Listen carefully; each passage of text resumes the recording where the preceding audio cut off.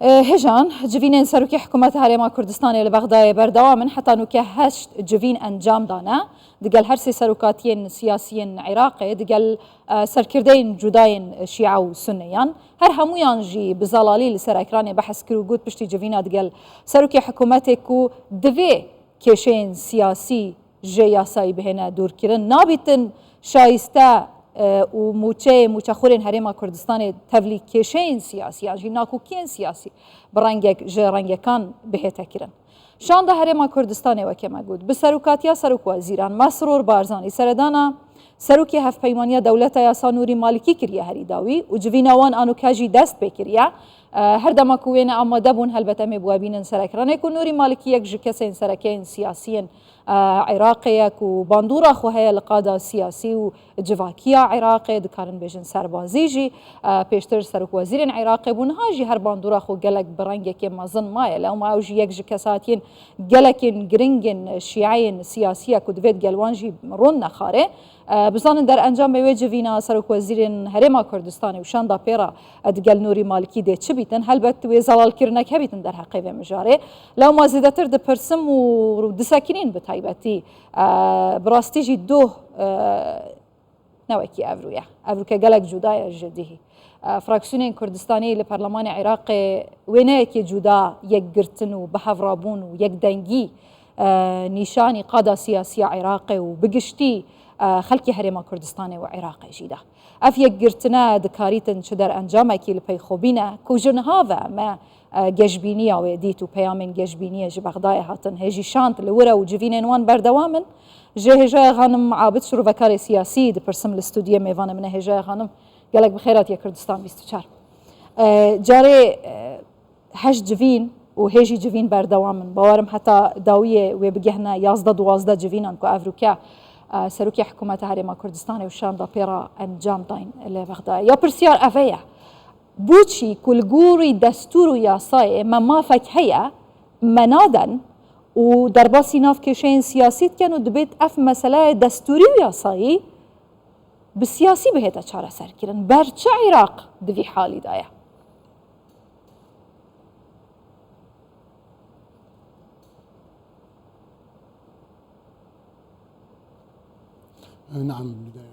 بەڵێ لە سەرەتادا زۆر سوپاس بۆ میوانداریکردنم وەک هەموو لایەک دەزانن حکوومەتە یەک بە دوای یەکەکانی عێراق لە یەکەم حکوومەتی ساڵی 2005ەوە تاکو حکوومەتەکەی سوودانی لە ئێستادا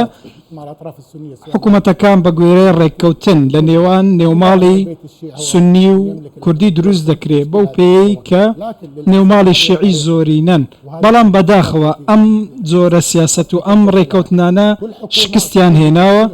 هەموو حکوومەتەکان بەڵێن دەدەن و ناتوانن جاچە ئەم بەڵێنانە بەڵێن یاسایی بن یاخۆت شێوازێکتر بن بەڵام دوای ئەوەی حکوومەت پێک دێ هەموو لایەنەکان خۆیان لەم ڕێککەوتنانە دەدزنەوە نەک بەرامبەر هەرێمی کوردستان بەڵکو خۆیاندا لایەنە سونیەکانیش دەدزنەوە حکوومەتەکەی سوودانی بەڵێنی زۆری بەلایەنە سونیەکانی داوە لە گەڕانەوەی ئاوارەکان و یاسای لێبوردنی گشتی بەڵام تا ئێستا هیچی جێبەجێ نەکراوە بە شێوەیەکی گشتی حکوومەتەیەک بە دوایەکەکانی عێراق تەنیا هەوڵی کڕینی کات دەدا نەک جێبەجێکردنی ڕێککەوتنەکانی بە دڵنیاییە و ئەمەش کاریگەری نەرێنی لەسەر پرۆسەی سیاسی دەبێت کە خۆی لە خۆیدا زۆر لاوازە و دووچاری لەرزین دەبێتەوە لێرە و لەوێ بەڵام بەو پەڕی لۆژیکیەوە دەیڵێم ئەوەی ئێستا لە عێراقدا هەیە لە کێشەی سیاسی و دەستێوەردانی دەرەکی پێم وایە ئەو باردۆخە زۆر لەوە مەترسیدارترە کە لە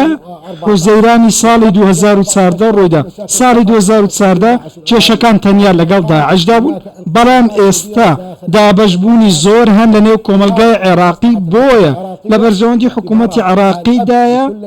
بەو پێی کە حکوومەتی عێراقی باوکی هەموو پێکاتەکانە و باوکی لایەنەکانیشە هەوڵ بدا بارودۆخەکە بگرێتە خۆی چەند دەوڵەتێکان لە دەوروبەری عێراق خەریکی بارودۆخێکی مەترسیدارن بۆ نمونە سووریا ململانەی لەگەڵ ئیسرائیل هەیە یاخود لەگەڵ ئەمریکا بە دڵنیاییەوە ئەگەر ئێمە بەرەیەکی نێوخۆیمان نەبێ سەقامگیریەکی سیاسیمان نەبێ کاریگەری زۆر خراپی دەوێت و کاریگەری لەسەر بارودۆخی سیاسی لاواز دەبێت. بڤان شەرت و مەرجان کو دبێژن بڕیار یا محەممەد شیع سوودانی و یا حکوومەتە عێراقی نینە هەمیشە بڕیار ji dervey سنوورên عێراقê li ser عێراقê têne sepandin. Asûyê nihêlana van nakokî û aloziyên cenabê hewe jê behest ket geş e îmkan tê de ye?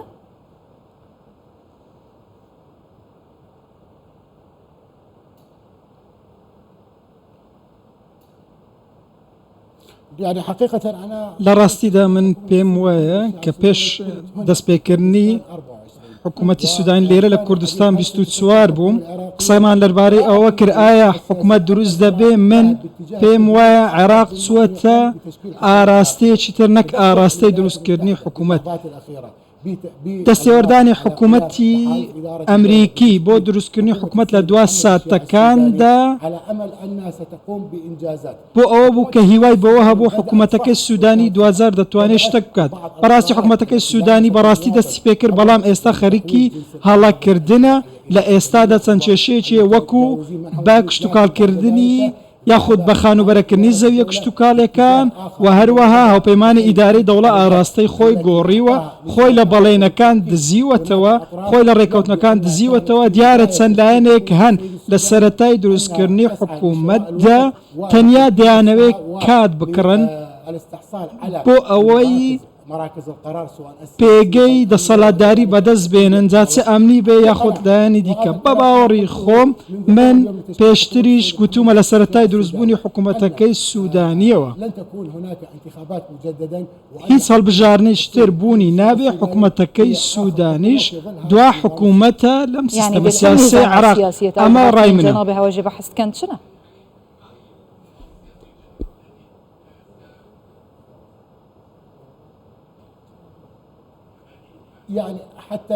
بەڕاستی بۆ ئەوەی نەچینە بێ هیوای زیاتر و ڕەشببینی زیاتر من پێم وایە هەڵبژارنی ئەنجومەنی پارێزگاکان ناکرێت بەڵام هەڵبژارنی پەرلەمانی پێشوەختە دەکرێت چونکە لایەنێکی سیاسی هەیە کە قورسایی و سەنگی خۆی هەیە. ئێمە باسی ڕەوتی سەدر دەکەین لێرە کە کشاوەتەوە لە پرۆسەی سیاسی و هەروەها زۆرێک لە ناهاوسەنگی دروست کردووە لە نێو ماڵی شوعیدا. بۆیە من ئەوە باوەڕی منە بەڕاستی پێم وایە هەڵبژارنێکی پێشوەختی پەرلەمانی ئەنجام دەگرێت بەڵام ئەگەر ئەم بارودۆخ و ئەم ململانەیانە بەردەوام بن من پێم وایە عێراق دەگەڕێتەوە. هێژای خانم شان da حکوومەتە هەرێما کوردستانê bi zalalî gotiya aliyên siyasiyên Iraqî û her sê serokatiya eger hat û hîn pabendî yasa û destûrê nebin wekî ewe bît ku ev axîr şansa dême jî helwîsteke cuda hebît wî helwîstê me dê bandora xwe mumkin e li ser temamê proseya siyasiya Iraqê hebît. İmkan tê de evekê şan jî bîtin em nizanîn.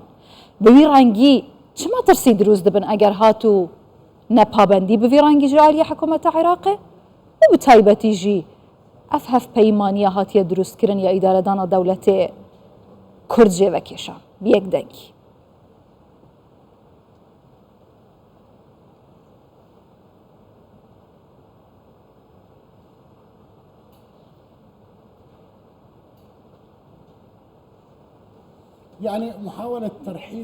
هەوڵدان بۆ کڕینی کات و چارەسەرنەکردنی قەیرانەکان کارەساتێکی گەورەتری لێ دەکەوێتەوە بۆ عێراق بەر لە لایەنە سیاسیەکان. عێراق تەنیا کێشەکان تێدەپەڕێنێ بەبێ ئەوەی چارەسەریان بکە. ئەم کێشانەش کەڵەکە دەبن و 2000 دەتەقنەوە بەسەر یەکتریدا. ئەمە بوو کە ڕوویدا لە حوزەیرانی 2014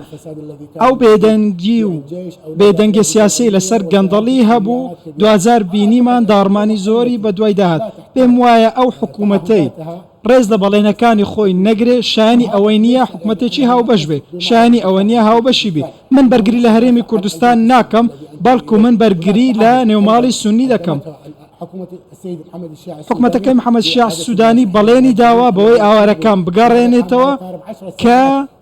ماوەی 10 ساڵە ناتوانم بگەڕێنەوە ناوچەکانی خۆیان. دەیان هزار کەسمان هەیە لە زیندانەکان بە بێتاوانی بند کراون. حکوومەتەکەی سوودانی واژووی لەسەر یاسای لێبوردنی گشتی کردووە تەنانەت ئەو کەسانش کە لە ژێر ئەشکەنجەدا دادگایی کراون. ئەگەر بڕیار بەدەستە من با لە نێوماڵی سونی داوام لێ دەکردن هەر ئێستا لە حکوومەتەکەی محەممەد شیع سوودانی بکشێتەوە چونکە بەڕاستی پابندی بەڵێنەکانی نابێت سەڵەڵای ئەوەی نووسراوە و واژووکراوە تەنانەت هەندێک دزەپێکردنیش هەن دەڵێن کاتێک ڕێکەوتنی هاوپەیمانە ئیدارەی دەوڵەت ڕوویدا باڵۆزیان باوەری بەvê سەردانê ya Serokvezîrên Herêma Kurdistanê û şanda digel û yekgirtina fraksiyonên Kurdistanî Evrûke li Bexdayê di der encamekî erênî gejbîn bu xelkê Herêma Kurdistanê bîne?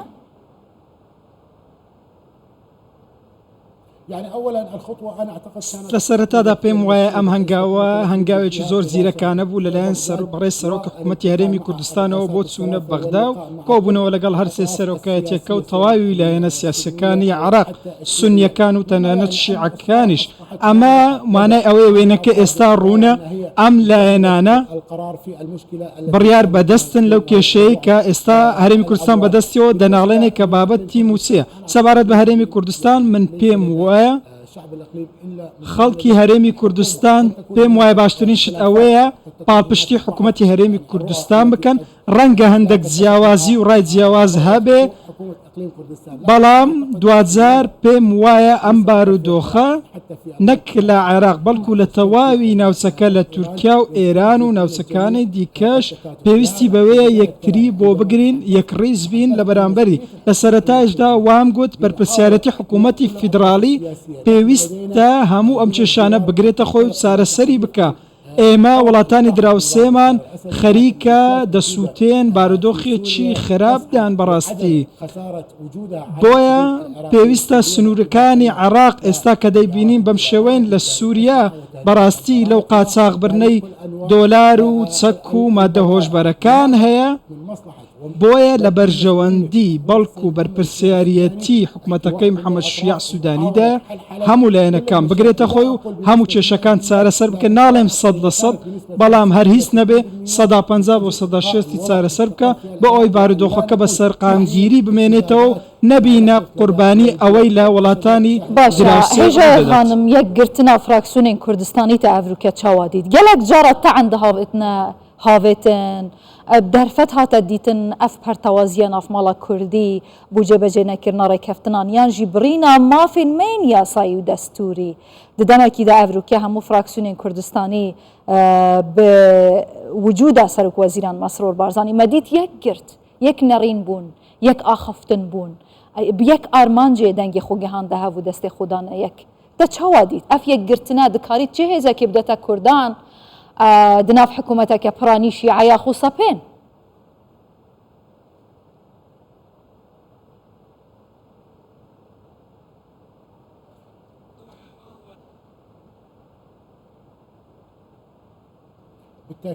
بەدڵنیاییەوە هەرچەندە لایەنە کوردستانیەکان یەکڕیز و یەکگرتوو بن هەڵوێستێکی تونتر و باشتریان دەبێت لە بەرامبەر بەغداد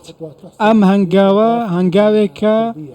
هەنگاوێکی زۆر باشە بۆ لایەنە کوردیەکان بەڕاستی لە بەرژەوەندی ئەوانە بۆ لە بیرکردنی ڕای جیاوازی یەکتری بۆ ئەوەی یەک بگرن و بستنە بەغدا من پێم وایە ئەم هەنگاوە بەڕاستی دانایی و واقعیەتی حکوومەتی هەرێم پیشان دەدات پێم وایە داوا دەکەین ئێمەش هەموو لایەنەکان یەک بگرن لە کوردستان لە بەغدا و لە تەواوی پارێزگاکانی دیکەی عێراق و هەروەها هیچ لایەنێکی دەرەکی نەبێت کە فتنە بخاتە نێو ئێمە و بارودۆخەکانمان لێ خراپ بکات. هێژە غانم بڕائیاتە جڤاکە ناودەولەتی ئەڤە گڵۆپا سۆرنینە بۆ حکوومەتە محەممەد شیع سوودانی دایک و چەند مەهدەرباز بوون لە گۆڕی کارنامەیە و ئەم دکارن بێژن دەرحەقی کووردا و حتا سونەیانژی چ تشتێکی وەها جێبەجێ نەکریە ئەڤە دەبیتە ئاخیر شانس بووانە یان ژی ئیمکان و دەرفەت مایە کە خۆچێکەنەوە و بخودا بچن و لە گۆڕی کارنامەیە خۆ تەفگەڕێ بکەن کار بکەن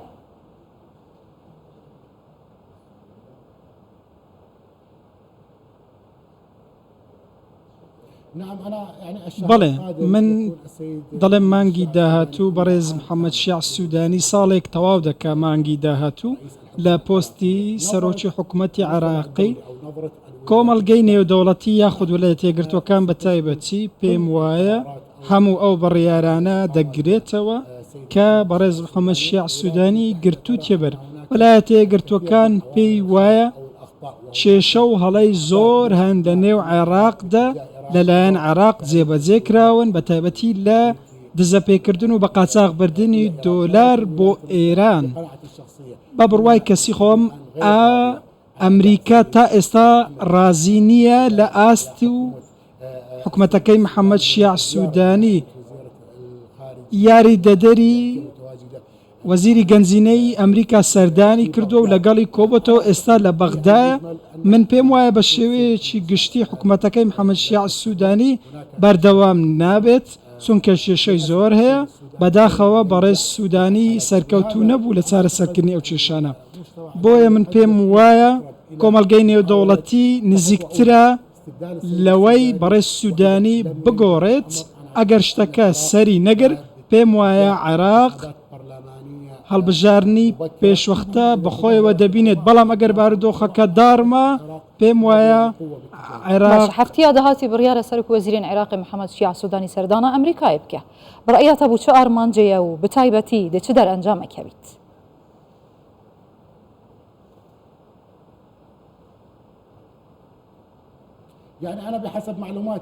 بەپێی زانیاریەکانی من ئەمەش بۆ کەناڵی کوردستان 24 دەڵێم چوونی سەرۆکوەزیرە محەممەد شیع سوودانی وتەیەکی دەبێت و لەگەڵ بایدن کۆ دەبێتەوە بۆ ماوەی 4 خولەک تەنیا بۆ ئەوی وێنە بگرێ و باسی هیچ بابەتێک ناکات کە سەرۆکی عێراق لەگەڵ سەرۆکی ئەمریکای بکاتەوە بۆیە هیچ ڕازیبوونێک لەلایەن ئەمریکاوە نییە. وسایە بۆچی دەچیت؟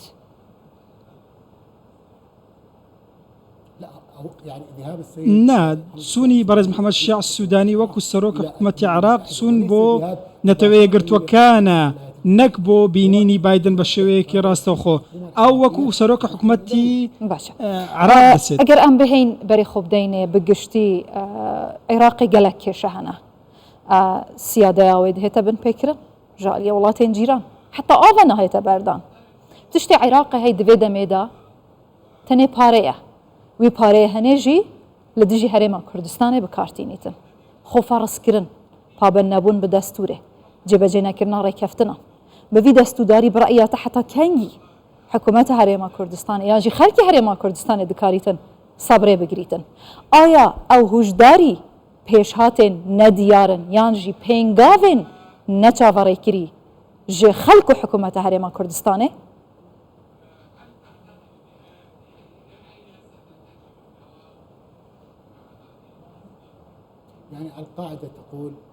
یاساکە بریتە لەوەی چارەسەرە کاتیەکان کێشەکان چارەسەر ناکەن ئەگەر ئێمە لەسەر ئەم یاسایە بەردەوام بین لە سەرەتای دروستبوونی حکوومەتەکانەوە تاکو حکوومەتەکەی محەممەد شیع سوودانی پێم وایە عێراق دەچێتە ناو تونێلێکی تاریکەوە بەڵێ سەروەری پێشێل کراوە بەڵێ لایەنی دیکە دەستیان لە عێراق وەرداوە من لێرە باسی یاخود بە ناسنامەیەکی عراقی قسە دەکەم وڵاتانی دەوروبەر هەموویان دەسوەردان لە کاروباری عراق دەکە ئەمەش بووەتە هۆکاری ئەوەی بڕیاری سیاسی لە عراق ڕاواز بێت بەڕاستی بۆ نمونە ڕادەستکردن یاخود ناردنەوەی نەوت لە ڕێی بەندەری جیهان پەیوەندی بە تورکیاوە هەیە گوتیان بەهۆی بوومەلەرزەکەەوە ڕایگرتووە بەڵکو تورکیا دەیەوێ عراق لە تورکیا خۆش بێت بۆچارەی پێویستە قەرەبوو بکرێتەوە نادەتە تورکیا بەڵێ ئەو دەیەوێت پارەکە بە عێراق نەدات بازرگانی نێوان عێراق و تورکیا زیاتر لە 15 ملیارد دۆلارە 33 ملیارد دۆلاریش لە بەرژەوەندی تورکیادا لە بواری ئاوەدانکردنەوە لە عێراقدا سەر ئەوە تورکیا ئاو دەگرێتەوە ئێستاش هەناردەکردنی نەوتی لە ڕێگەی بەندەری جیهانەوە ڕاگرتووە تورکیا ئێستا دەیەوێت ئەو پارەیەی کە لە دادگای نێودەوڵەتی بەرسوانەیداتن عێراق پابەند نەبووە بقاسی ملیارد دولاران گەرەکە بدەتە تورکیا لە گۆڕی بڕیارە دادگەها پاریسێ حتا نوکە عێراقی هیچ دەخویانی نەدایە کادێ بدەنیان نا بۆچە عێراقی پارەی نادەتە تورکیا ئەگە وسایە هەلبەت سکاڵاژی تۆمارکریە لە ئەمریکای